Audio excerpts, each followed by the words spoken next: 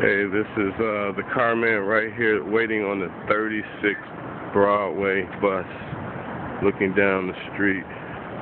It's absolutely a ghost town here, right in the heart of one of the busiest areas in Chicago. You can see that I'm standing here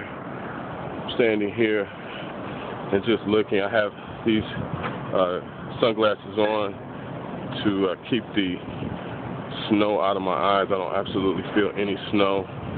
That's the only reason I can kind of see a little bit. Most people, you can't see their faces because even with the glasses, the snow is going everywhere. It's just unbelievable.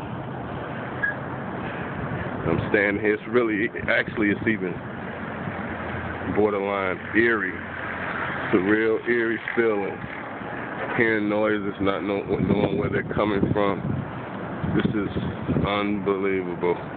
Right smack dab in the middle of a tornado. I don't know what you would call it. Snornado? I don't even know.